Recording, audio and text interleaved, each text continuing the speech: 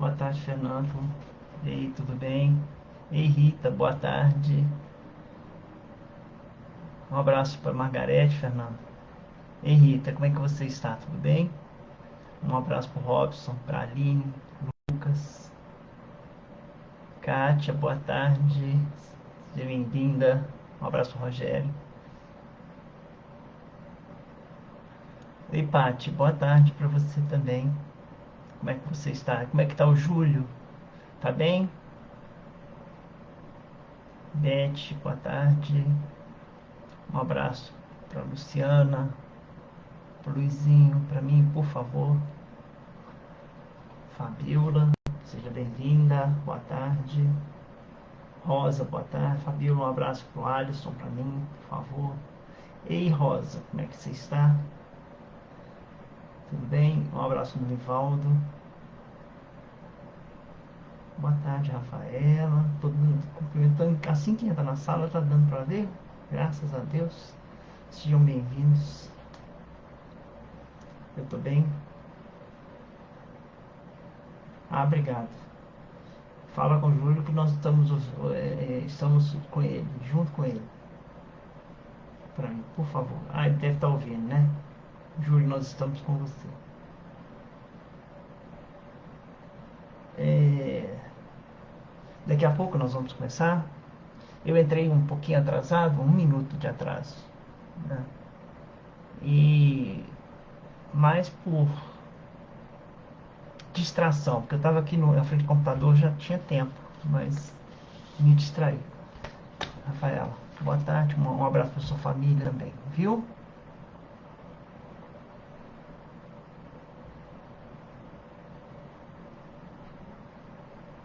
Cláudia, boa tarde.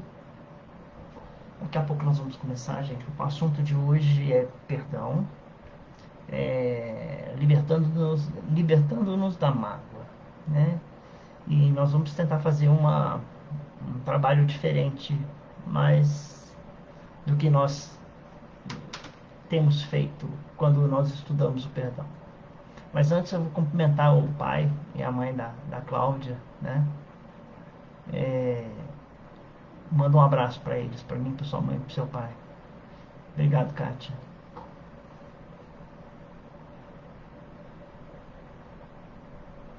Vamos fazer, então, 3 minutos, já deu para a gente entrar e fazer uma oração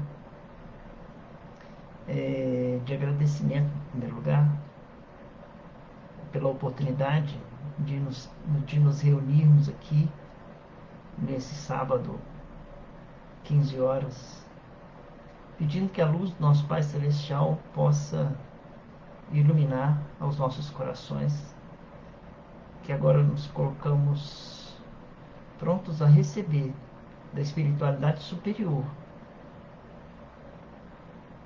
as bênçãos que tanto necessitamos para o nosso equilíbrio físico, mental e espiritual. Que os nossos irmãos da espiritualidade superior possam estar presentes em nossos lares, nos assistindo, nos guiando, nos intuindo nos melhores caminhos a seguir, frente a este mundo que passa por tantas dificuldades.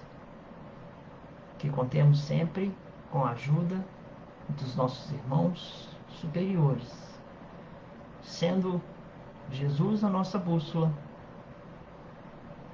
o nosso caminho, a nossa verdade, a nossa vida.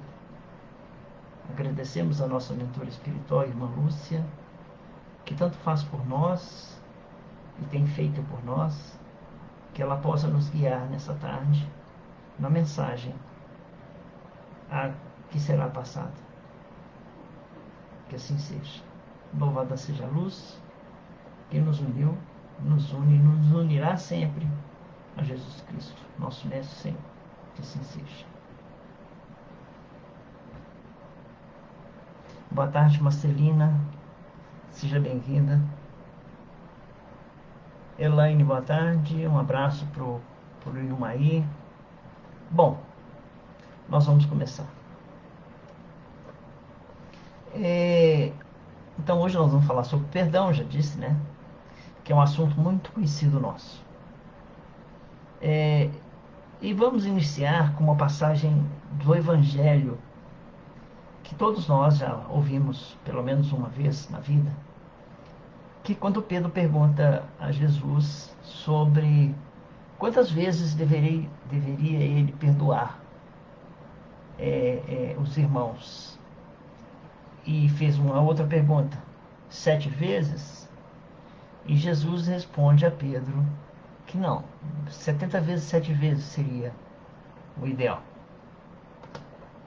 É uma das passagens que Jesus fala sobre o perdão, né? É, Washington, boa tarde. Ricardo, boa tarde. Maí, boa tarde. Um abraço para as respectivas. Elaine, para Jandira e para Neide. Um abraço para elas. Então, é, existem outras passagens, né? Mas a que conta mais no Evangelho é quando Jesus diz praticamente a sua última frase, ainda encarnado como Jesus, que diz assim: Pai, perdoa-os, eles não sabem o que fazem. Nessa frase, é, é, Jesus demonstra que aquilo que ele havia acabado de receber é, de todos ali que o acusaram e puseram ele na cruz como um ladrão, um malfeitor, ele não carregava nenhuma mágoa daqueles irmãos. E é sobre este assunto que nós vamos conversar hoje. Como não carregar mágoas. Existe uma passagem, uma pergunta, no livro dos Espíritos, a pergunta 886, que diz assim: qual o verdadeiro sentido da palavra caridade? Como a entendia Jesus? Então, ele diz, os Espíritos, São Luís e, e outros, disseram que Jesus exercia a caridade, exercitando a benevolência para com todos, a indulgência para com as imperfeições dos outros e o perdão das ofensas. Então, ele usou para nós, no momento da crucificação, o seu ensinamento, o perdoar. Mesmo no momento mais difícil da vida dele, ele nos perdoava devido a um motivo, devido à nossa ignorância. Então, Pai, perdoa-os, eles não sabem o que fazem, e nós somos ignorantes.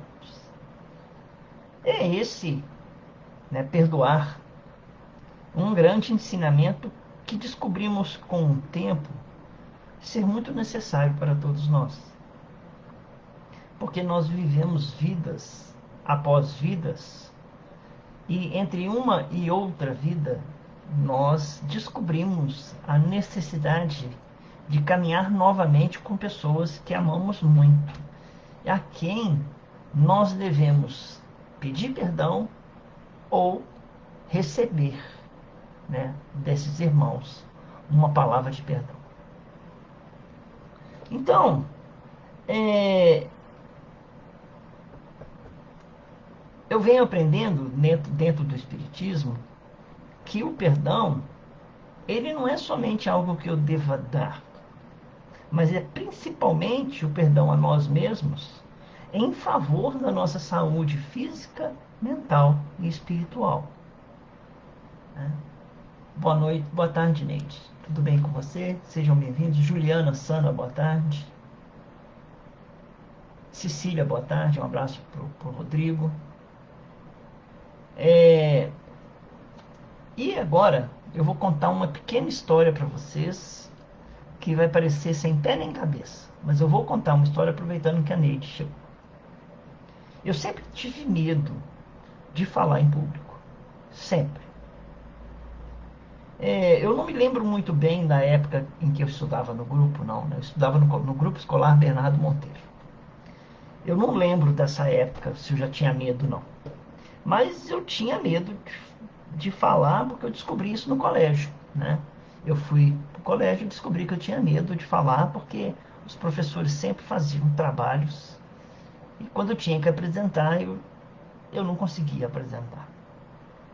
Eu não tinha, eu tinha muita facilidade, eu não era um aluno muito estudioso, mas eu tinha muita facilidade em aprender. Então eu fixava bem os ensinamentos, exceto em português, porque eu era ruim em português, mas eu tinha dificuldade de mostrar aquilo que eu sabia. É, mas eu tinha uma técnica que eu usava perfeitamente, né? Eu tinha uma técnica em que eu entrava nos grupos mais fortes, né? Eu era estudioso, não, eu não tirava nota baixa, mas não era daqueles alunos com notas superiores, não. Mas eu era esforçado e não tinha nenhuma dificuldade de entrar em grupos de trabalho, né, dos melhores alunos da sala. Aí eu fazia isso, né? Eu tinha, eu fazia bem aquilo que era recomendado, fazia pesquisa, fazia estudo, ia em todas as reuniões, não falhava nenhuma, né? Mas sempre tinha alguém que se oferecia para falar, e eu nunca era eu, porque eu usava essa técnica. Eu entrava no grupo dos bons para não fazer isso, né? Para não precisar entrar. E isso correu bem na época do colégio, né? Porque deu certo. Exceto uma vez quando o professor disse que todo mundo tinha que participar falando, né? Aí eu peguei a folha de papel que eu tinha que falar, fiquei de cabeça baixa, né, o tempo todo, né, de cabeça baixa, falando, como uma máquina, né? Porque eu tinha horror mesmo, medo demais da conta de olhar para as pessoas. Na faculdade, eu tive um trabalho de apresentação, que foi numa matéria chamada OSPB, Organização Social Política Brasileira, e era quase no início do ano, né? A gente entrava fazendo OSPB na faculdade, hoje eu acho que não existe essa matéria mais. Seria do colégio, Educação Moral e Cívica, né? Antigamente tinha isso também. E a professora de OSPB chamava Dona Deja, e a gente chamava ela, e ela me passou um livro para ler sobre o capitalismo, né? E falou que eu tinha que apresentar esse trabalho no final do ano. E essa seria a minha nota final, né? Nenhum aluno não teria nota no meio do período nenhum, só uma nota, a apresentação desse livro no final do trabalho do ano. E todos os alunos ganharam um livrinho deste bolso, né, sobre um assunto, e esse assunto teria de ser falado durante o final do ano, do semestre letivo. Eu briguei com ela na hora. Eu falei em plena aula, sala de aula, eu falei com ela que ela queria me dar bomba, porque eu não ia apresentar o trabalho. Eu não ia. Eu falei com raiva mesmo, eu não vou apresentar esse trabalho. Aí ela falou assim: isso nós vamos ver no final do semestre. E parou de discutir mesmo, né? Numa boa. Eu fiquei desesperado e comecei a estudar um livro, de cabo a rabo, ler, estudar, ler, estudar, ler, estudar. Passou 6 meses e eu fiz o trabalho. Eu falei lá na frente. A primeira vez na minha vida eu falei e me ensinaram uma técnica. Olha para o fundo da parede, mira para o fundo da parede como se estivesse olhando para alguém. E na verdade você está olhando para o fundo da parede. E foi assim que eu fiz, né? Com uma grande dificuldade, porque eu não conseguia falar em público, né? Porque eu tinha um verdadeiro horror. E eu passei com nota boa, né? Mas enfrentei. E aí foi o meu último trabalho de faculdade. Eu formei aos 23 anos, 24 anos, sei lá, né? E foi a partir daí que eu disse assim: nossa, graças a Deus, nunca mais vou fazer uma palestra na minha vida. Boa tarde ou boa noite para você, Milce. Tudo bem? Seja bem-vinda. Nunca mais eu vou precisar fazer uma palestra na minha vida. Foi quando, né, a Rosa, eu não sei se já participava, aos 32 anos eu entrei numa casa espírita chamada Casa da Mãe Pomba, né? A casa da irmã Nádia. E no meu primeiro dia de trabalho, né, na casa, era na evangelização adulta. O palestrante, que era o Marquinho, que trabalha conosco, ele faltou naquele dia, na primeira semana do meu. Então, Oliveira e seu Klepper, né, pediram para que eu substituísse o Marquinho na mesa, pois o Oliveira seria deslocado para evangelização, para desobsessão, porque também faltaram um médium lá dentro e ele precisava compor a mesa.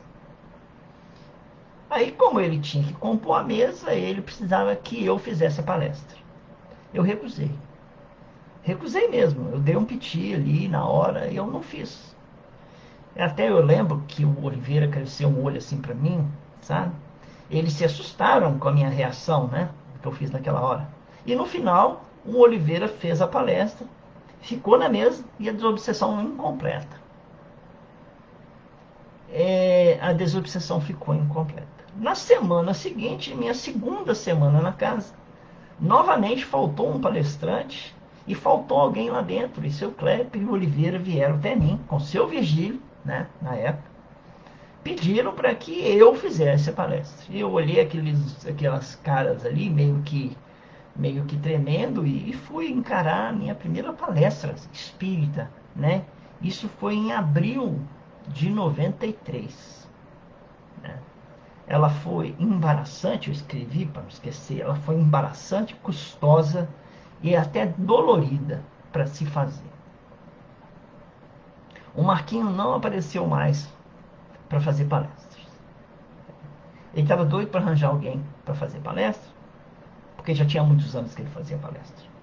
E ele queria fazer outros trabalhos na casa e, e a palestra ficou nas minhas mãos da Ione e do Oliveira, né, naquela época.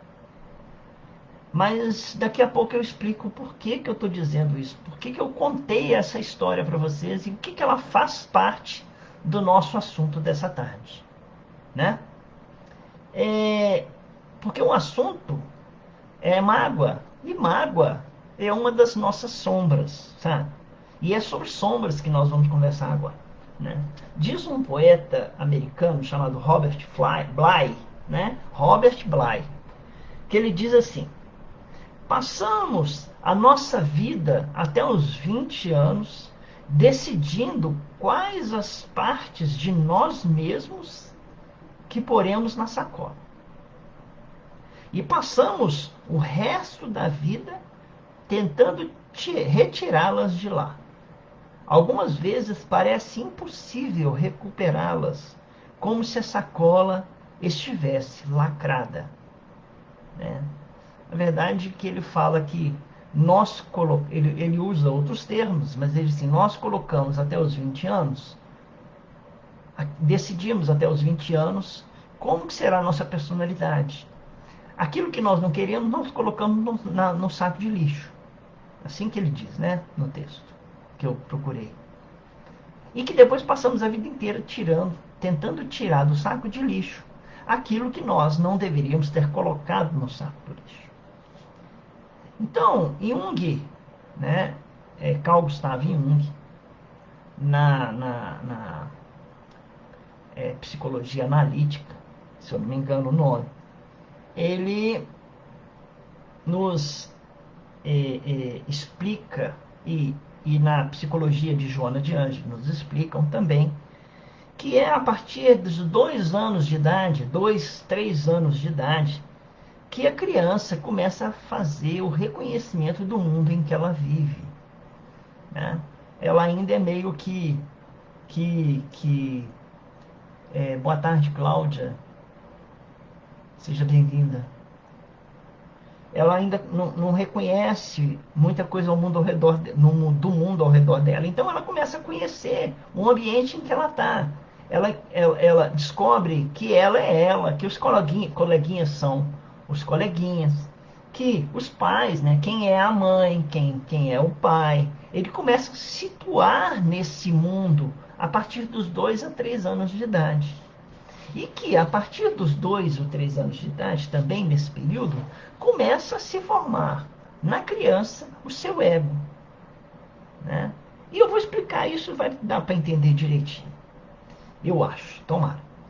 Acontece que a criança também começa a perceber que certas coisas que ela faz, aumentando o grau de percepção dela do mundo, onde ela reconhece quem é ela, quem são os amigos, quem é o pai, quem é a mãe, ela começa a perceber também que certas coisas que ela faz agradam as pessoas e certas coisas que ela faz não agradam as pessoas, né? E principalmente para aquelas pessoas que ela ama muito, tipo quem?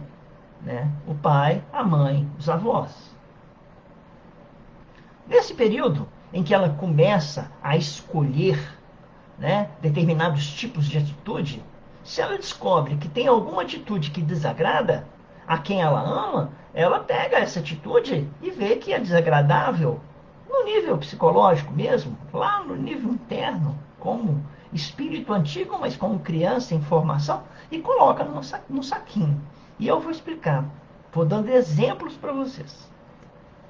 Assim, por exemplo, se uma criança percebe que toda vez que o comportamento dela irritadiço ou raivoso, criança irritada, criança raivosa, não agrada ao seu pai ou à sua mãe, e o seu pai ou a sua mãe não sabem se colocar diante daquela irritação da criança e usam uma palavra reprimindo-a de forma errada, vamos dizer assim, pode acontecer que, devido a criança amar muito seu pai ou sua mãe, que está fazendo a repreensão ali de forma bem bruta, no sistema bruto, e a criança querendo agradar, essa criança coloca na sua sacola aquela irritação, coloca na sua sacola aquela raiva, e a partir dali ela se torna uma criança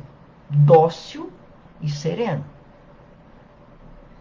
Então ela adquiriu ali uma persona que vai fazer parte da vida dela. Ela põe uma máscara, persona, uma máscara de criança dócil e serena. E vai chegar uma época da vida dela lá na frente em que ela vai até se achar. Ô Renato, me fala uma qualidade sua. Eu sou dócil e sereno. Só que ele não sabe que tem um outro eu dela guardado numa sacolinha lá, que é irritado e raivoso. Mas está guardado na sacola. Que dia que ele vai tirar essa sacola? Para onde que vão as irritações e as raivas dessa criança que hoje se tornou um adulto? Uma criança está cantando alto e desafinado, mas com uma alegria, assim, uma alegria esfuziante. Ela gosta de cantar. Um pai ou uma mãe se irritando com aquele cantar desafinado, grita com ela: cala essa boca! E ela assusta ali, cala. Dependendo dela, ela vai pegar aquele desejo de cantar e vai guardar na sacolinha. E aí, quando ela guarda aquele desejo de cantar na sacolinha, ela para de cantar e nunca mais canta. E muitas vezes vai desenvolver lá na frente uma gagueira ou uma dificuldade de falar. Porque ela pegou aquele vontade, aquele esfuziante de cantar e colocou na sacolinha. Um garoto está chorando. Chega o pai e diz para a criança: homem não chora, e bate nele. Dependendo da criança, ele vai engolir aquele choro. Ele ama o pai. É o exemplo da vida dele. Ele guarda aquele choro e nunca mais chora na vida.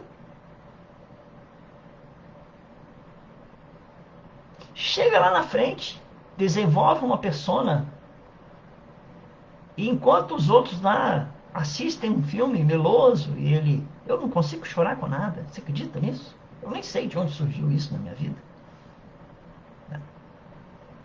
Ele desenvolveu uma persona, uma máscara. E um dia, não sabemos de que forma, A voz tem que sair. A irritação tem que sair. O canto tem que sair. Boa tarde, Fabrícia. Um abraço para sua mãe, Dona Dilma. Um abraço para sua filha, a Vitória. Wagner, um abraço para Simone. Um abraço para você também. Então, esses comportamentos que nós guardamos dentro da sacola e que vão ficar guardados lá, não sabemos até quanto, até o fim da vida ou não, muitos de nós vamos tentar tirar da sacola algum tempo na vida. Por exemplo, eu tinha uma sombra, que ainda tenho, que é o medo de falar em público. Algo na minha infância ou nas minhas vidas passadas me fez colocar meu dom de falar para muitas pessoas numa sacola. Talvez alimentado pela culpa de ter usado o meu dom da fala em vidas passadas para fazer o mal, no passado eu coloquei na sacola das minhas experiências reprimidas e fui quase que obrigado nessa vida, lá em 1993, a retirar esse dom da sacola, que saiu à força e por necessidade. E até todo dia, até hoje,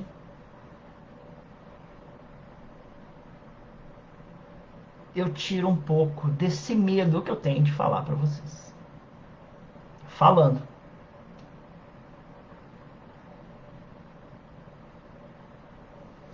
Então, eu tive que enfrentar meus fantasmas. Eu tinha medo e não sabia como fazer. Aí me deram uma ocasião de tirar essa parte de mim da sacola. Eu enfrentei os meus infernos interiores e ainda estou vencendo esse medo todos os dias ao fazer uma palestra. Talvez por isso Carl Gustav Jung tenha escrito uma frase que eu falei para Kátia esses dias, né? Para Marilene, para Silvia, né?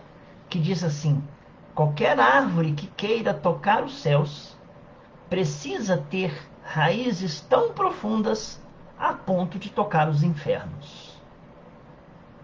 Vou repetir.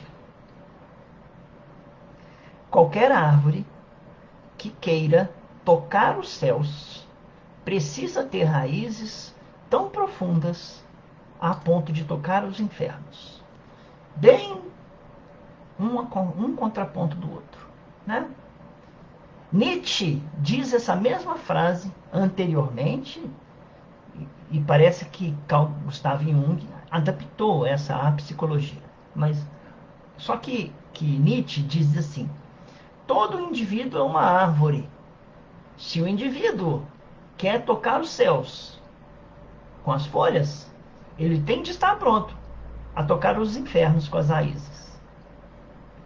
É o bem e o mal. Nietzsche queria dizer do bem e do mal, né? Com certeza. Dizendo que o homem tem dois lobos que moram dentro dele. Um é bom e o outro é ruim. O bom pode estar fora da sacola e o mal guardado dentro da sacola. Ou ao contrário. O mal pode estar no alto da árvore, o bem nas raízes profundas, e você, como sombra, não sabe que você é uma pessoa boa. Então, a sombra nem sempre é algo ruim. O dom da fala não é algo ruim, né? O dom de cantar não é algo ruim. Mas eu posso colocar ele, né, na sombra para agradar meus pais e minha mãe. Para agradar meu pai ou minha mãe, ou os meus pais. Então, nós temos de nos conhecer não somente em nossas qualidades, mas principalmente em nossos defeitos. Nós temos de mergulhar tão profundamente em nós, a ponto de localizar cada pedacinho de nós que está guardado na sacola. Alguns pedacinhos bons, outros pedacinhos ruins. São vários os comportamentos nossos que vão sendo colocados na sacola durante nossas muitas vidas. Colocamos na sacola e depois fica muito difícil, complicado tirá-los da sacola. É por isso que o autor diz: passamos anos colocando dentro da sacola e a vida inteira tentando tirar da sacola. Eu estou sendo claro nessa. Tá dando para entender, mais ou menos? Eu espero que sim. Só que nós fazemos uma associação. Tudo que é sombra é algo como algo ruim, né?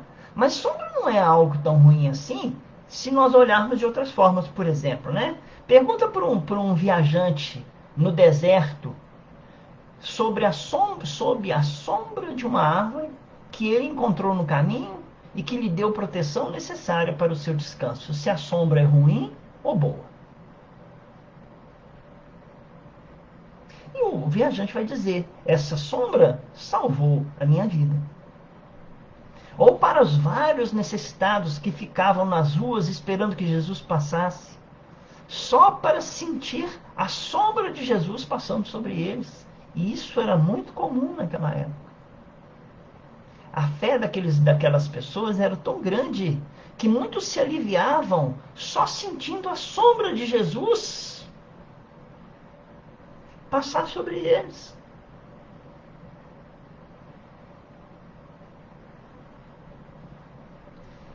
A leitura da Fonte Viva dessa semana, que foi feita pela Juliana Sana, que está presente aqui, ela diz assim, uma das frases, né?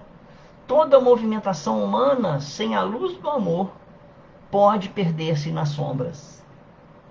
E como nós estamos falando dos contrários, isso quer dizer o quê?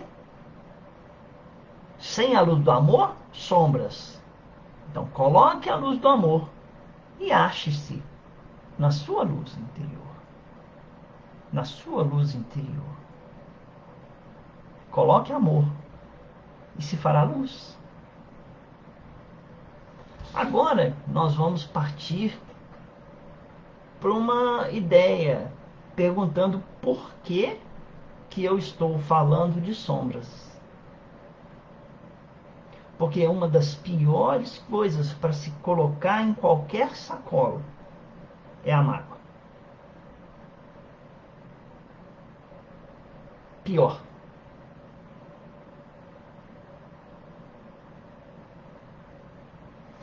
Que é o tema do nosso encontro de hoje. Não é só perdoar. É não carregar mágoa. Porque muitos de nós dizemos: ah, eu perdoei, mas fica magoado. E eu até perguntei para a Kátia essa semana, né? Perguntei para a Silvia, perguntei para a Marilene, como é que a gente faz para não carregar mágoa? Fica difícil, né? Eu estudei bastante sobre mágoa essa semana, sabe? Muito, de verdade. Eu até descobri que eu carrego mágoa de certas pessoas, de certos acontecimentos na minha vida. E essas pessoas nem sabem que eu carrego mágoa dela. Assim como eu aposto que há muitas pessoas que carregam mágoa de mim, né? E ponho todas as minhas fichas em carregam mágoa de mim. Então, como nós carregamos mágoas e as pessoas carregam mágoas de nós, muitas vezes nós temos necessidade de descobrir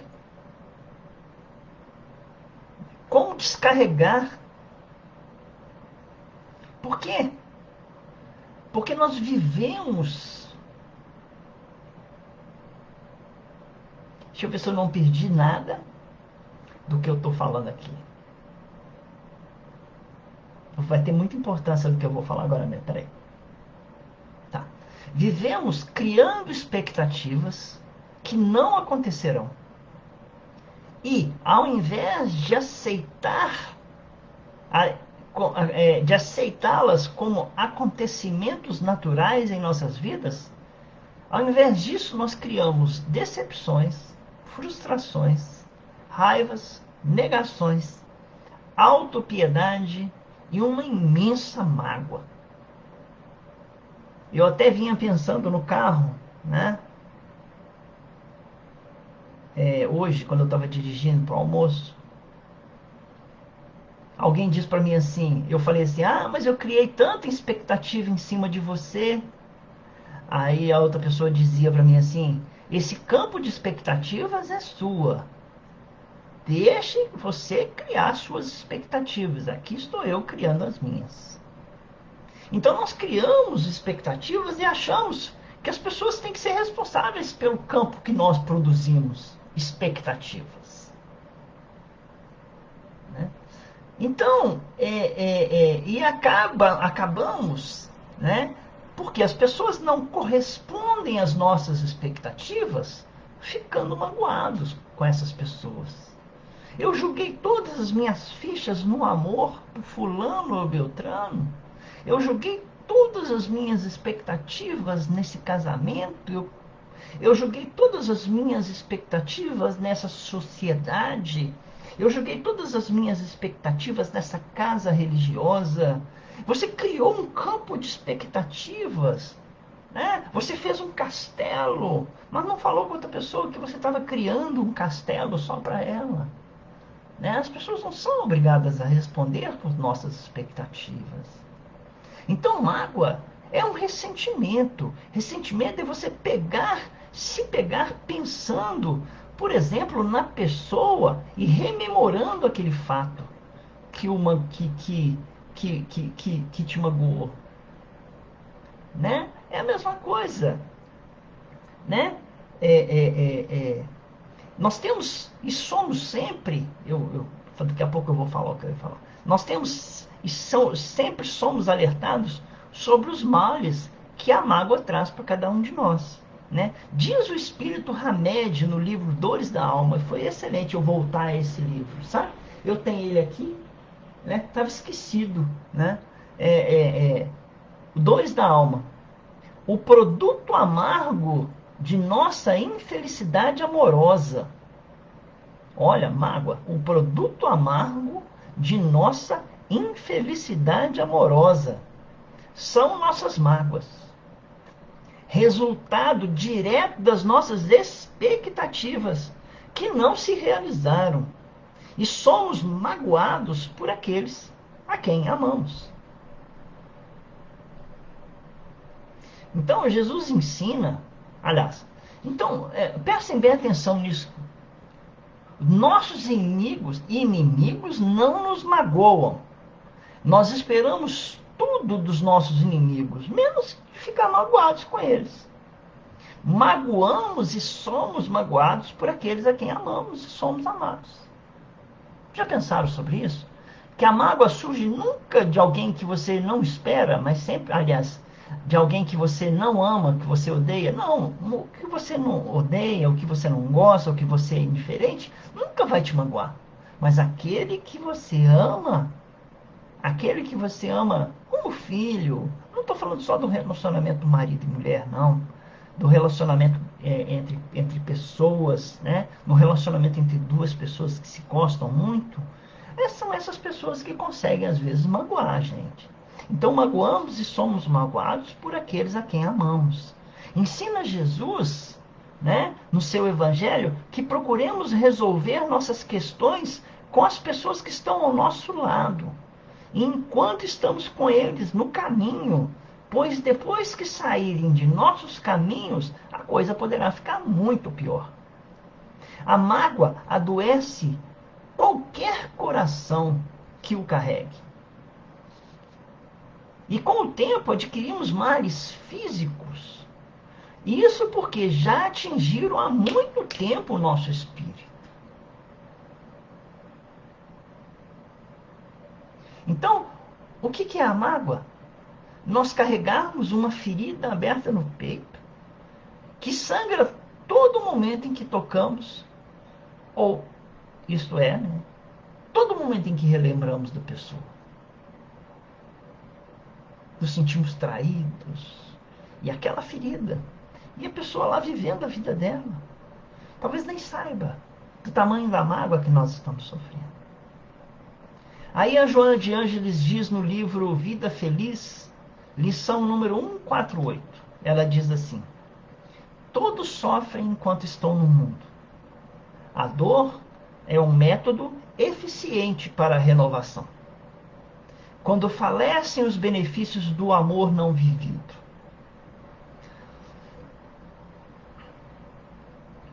Diante dessa fatalidade inevitável, quer dizer, vai doer um dia, é inevitável, que o espírito enfrenta nos mais variados matizes, cumpre a nós recebermos com dignidade e confiança a dor que chega em nós. O que hoje se apresenta atormentante, ameaçador, amanhã se converterá em paz.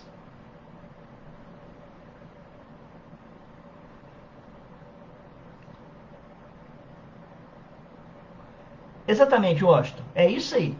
Porque acreditamos que o outro vai nos trazer a felicidade. Ou tem o dever de nos fazer aquilo que nós queremos.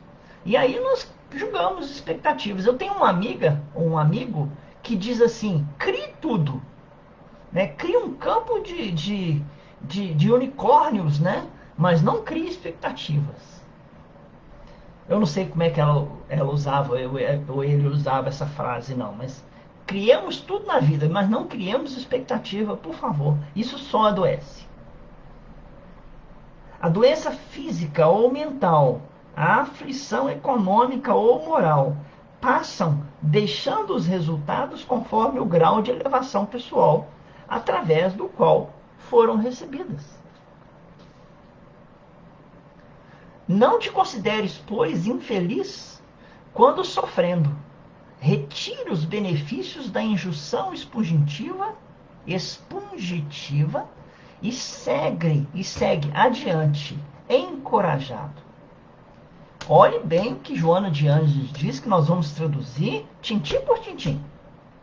O que Joana de Ângeles diz é o seguinte: a dor é um método eficiente para a renovação devido ao amor não vivido.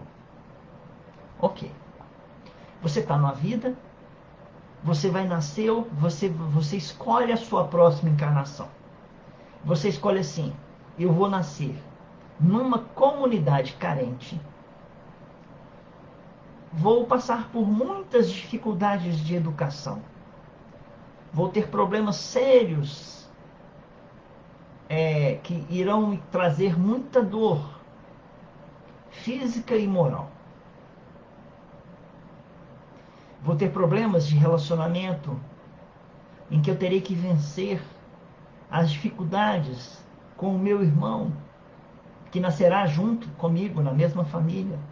Ou você escolhe assim: vou renascer numa família em que minha mãe me amará muito, meu pai, como inimigo passado de nós dois, me rejeitará bastante. Isso será para mim uma oportunidade de fazer um amigo aonde antes eu enxergava um inimigo, e ele, com muita dificuldade, vai me receber como filho e nós nos perdoaremos. Isso é um planejamento reencarnatório. Ninguém nunca, nunca, nunca, nunca tem como planejamento reencarnatório: na minha próxima encarnação eu vou me magoar muito, porque dói. Na minha próxima encarnação eu vou me relacionar com fulana, com Beltrano, com Ciclana, ou com seja com quem for. E da nossa relação vai nascer muita mágoa, e essa mágoa vai trazer para nós a redenção. Ninguém nasce para magoar. A mágoa é dor que não se deve ser escolhida. A mágoa é dor que não deveríamos nem carregar conosco, se fôssemos espíritos já esclarecidos, com um amor já vivido. Quer dizer, você não precisa viver a mágoa. Ela não é um sacrifício voluntário, conforme diz o Evangelho segundo o Espiritismo. Agora eu vou ter uma dor aqui que chama mágoa. Isso aí vai me redimir lá no plano espiritual. Não vai. A mágoa não te redimirá das faltas passadas. No livro Dias Melhores, do irmão José, está escrito assim: a rigor, sombra e luz são estados de tua própria alma. Alegria e tristeza emergem do teu interior. Eu não vou ler o texto, se vocês quiserem esse texto, ele está na página do Facebook, na página do Núcleo, né? Vai lá na página do Núcleo, mas eu queria que vocês prestassem atenção sobre essa parte do texto aqui. Alivia o teu coração do peso de toda a mágoa. Experimenta sentir contigo a leveza do perdão. É uma experiência. Alivia o peso da mágoa. Aceita. Você colocou expectativa demais. Deixa passar. Experimenta o quão leve isso vai te deixar. Não te regozijes com o fracasso dos seus desafetos. E eu quero gravar essa palavra desafeto. Anotem aí, palavra desafeto. O que é desafeto? Aquele que foi o afeto. Só vira desafeto aquele que você ama, que virou um desafeto. Então, para haver desafeto, tem de ter havido um afeto. Quer dizer que aos outros nós não damos o direito de nos desafetar. Mas podemos ficar tristes, magoados, frustrados com as ações desses irmãos. Só o amor transforma, Neidezinha. Só o amor transforma. Transforma-se em luz, segundo a semana passada que nós escrevemos, né? É isso. Só o amor é capaz de transformar e substituir todas as sombras que existem dentro de nós em luz que iluminará o nosso caminho e o caminho dos nossos irmãos. Aí ele termina com a coisa assim, dizendo assim: muitos têm inimigos porque fazem questão de tê-los. Aí nós transformamos aqueles desafetos a quem nós amamos em inimigos. Pode olhar que as histórias que acontecem numa mesa de desobsessão quase sempre são pela traição de um afeto por um que deixou de ser afeto. Que quase todas as desobsessões ocorridas em mesas de desobsessão nascem por frustrações, por mágoas. Sabe? Por aquela dor que não foi curada, por aquela traição que não foi trabalhada. Pensem bem. Então, depois que nós refletirmos sobre isso, e eu espero que vocês possam refletir sobre isso, né? Como devemos então, para terminar o nosso assunto, que ainda vai demorar um pouco, aliviar o coração do peso de todas as mágoas? Eu estava conversando com a Marilene, com a Silvia, com a Kátia, e eu fiz essa pergunta para elas, né? Como deixar passar? É assim, você tem um rio, né? Então o rio está lá correndo. E o rio está lá correndo. Mas vocês notaram que na margem do rio vão formando aquelas águas sujas? Que é nas margens dos rios que se formam os manguezais? É nas margens dos rios que a sujeira toda vai? Enquanto a água passa, vão se fazendo na margem as coisas ruins, né? Então, como que eu vou fazer com que essa sujeira venha para o rio correr? Como é que eu vou deixar passar? E eu fiz essa pergunta porque eu tive um insight nessa semana, conversando tanto, pensando tanto, conversando, lembrando tanto das mágoas, me vieram situações em que eu criei muitas expectativas. E aí essas expectativas feriram, magoaram, crivaram, né? Olha quanto, como é que fala? Quanto drama, né? crivaram, atravessaram o meu coração como uma espada, né? Isso é dor que não se carrega. É dor que você tem que se ver livre. E aí, Emmanuel, num texto maravilhoso, responde para mim como que eu deveria deixar passar um amado. E é esse texto que nós vamos usar para terminar nosso encontro de hoje. Mas ainda nós vamos ler, né, qual nele, nesse texto, a melhor forma de nós deixarmos passar a mágoa.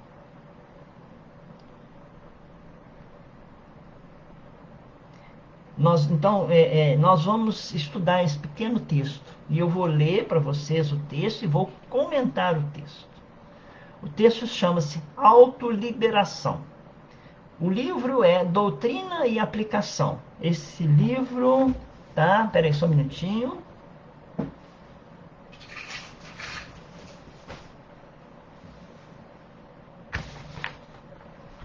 Cadê meu livro?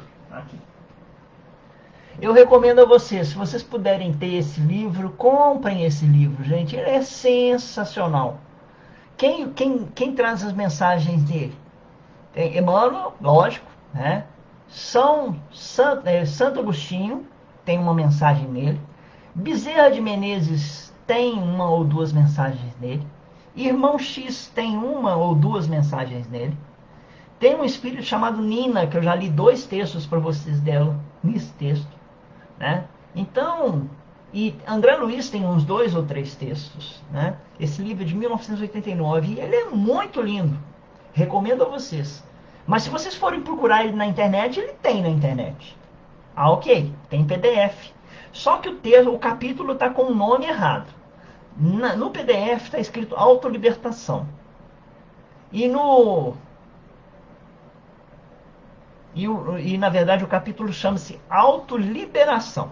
É como que eu vou me liberar da mágoa. Vocês já viram um vídeo de uma criancinha que está numa piscina pequenininha e ela está assim segurando na corda e a água lá, ela está batendo as pernas, chorando porque está pensando que vai afogar? Aí vem uma mãe, pega ela por debaixo aqui, né? Põe ela no chão, pá, e ela enxerga assim.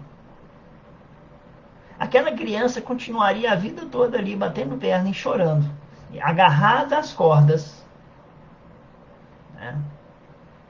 Se não viesse uma mãe e desse as mãos para ela descobrir que a água que ela estava se debatendo não batia nem nas canelinhas dela, quase. Nem no joelho batia. Ele ficou olhando assim, ele estava vestido de uma roupa de super-herói, eu não sei se era de Homem-Aranha ou Super-Homem, né? Fazendo um maior escândalo, a mãe pega ele e salva ele do afogamento. E Emmanuel começa assim. Uma coincidência de notar entre os quase náufragos da aflição e do afogamento. Os que se debatem nas águas, temendo a morte, rogam o socorro de quem lhes estenda as mãos. Uma vez eu quase me afoguei na praia da Costa ou na praia do Morro, lá no Espírito Santo. Eu não lembro qual das duas é a mais perigosa. É uma que dá muito buraco. E eu estava desatento, era a minha primeira vez na praia, né? Eu fui conhecer a praia aos 17 anos, eu nunca tinha visto praia na minha vida. Eu fui à praia pela primeira vez com 17 anos. E achei uma maravilha. E estava lá na praia, ninguém me avisou do tamanho de perigo que tinha nessa praia. E aí, de repente, eu pus o pé, não encontrei pé, e aí eu comecei a afundar. E eu tentava subir, aí veio uma mão e me puxou. A poucos metros já tinha pé. E ele avisou, cuidado, essa água aqui é perigosa. E me salvou de um futuro, quem sabe, afogamento. Eu precisei que alguém me estendesse as mãos para me salvar. Aquele que se afoga na água precisa de uma mão que lhe estenda para se salvar. Mas os que se encarceram no desânimo, receando o desequilíbrio para se livrarem deles, precisam estender as mãos aos outros. Quando nós estamos nos afogando na aflição, na tristeza, na mágoa, no desespero, na frustração, na negação, nós precisamos estender as mãos às outras pessoas, diz Emmanuel. Geralmente, quando nos confessamos abatidos, muitas vezes queixando-nos contra tudo e contra todos, achamos-nos simplesmente encerrados, encarcerados na masmorra do eu, né? Masmorra do eu, que transportamos conosco a maneira de fardo muito difícil de carregar. Este é, contudo, o momento para sair de nós, alongando os braços na direção dos outros, para que os outros arrebatem ao poço da angústia. Abrir o coração ao encontro de alguém, a fim de que alguém nos alivie. Auxiliar para sermos auxiliados. Pensem bem nisso. Auxiliar é estender as mãos aos outros. Ele diz aqui que no momento em que você estiver se sentindo afogando na sua tristeza, no seu desalento, nas suas frustrações, nas suas negações, no seu desânimo, estenda uma mão a alguém que esteja necessitado. Auxilie para ser auxiliado. Se te encontras numa ocasião dessas, ele diz no texto, de espírito ilhado na solidão, recorda que as portas da alma unicamente se abrem de dentro para fora, à busca da liberação de si mesmo. As janelas da alma se abrem de dentro, o fecho está de dentro. Você vai conseguir abrir o seu coração de dentro para fora. Ninguém, nenhum espírito, conseguirá abrir seu coração de fora para dentro. E sim você, de dentro para fora. Estenda suas mãos àqueles que estão mais necessitados e vocês certamente encontrarão, nós, certamente, porque eu não estou falando para vocês, porque eu já sou redimido, não. Estou falando para mim, que também guardo mágoas, para mim, que também desanimo, para mim, que também carrego frustrações, para mim, também, que carrego negações, dores. Eu estou falando para todos nós. Auxiliar para sermos auxiliados. As portas do coração somente se abrem de fora para dentro. Desnecessário será dizer que a gentileza... Aí ele fala assim, mas como que eu posso fazer isso? Eu tenho que ir numa casa de caridade? Eu tenho que ir à noite para entregar chá? Não. Olha o que Emmanuel diz assim. Desnecessário, ele acha desnecessário dizer que a gentileza para com os vizinhos, a visita a um doente, o socorro ao necessitado, o serviço extra, a carta que se dirige ao amigo distante, o amparo à natureza. Olha, o amparo à natureza.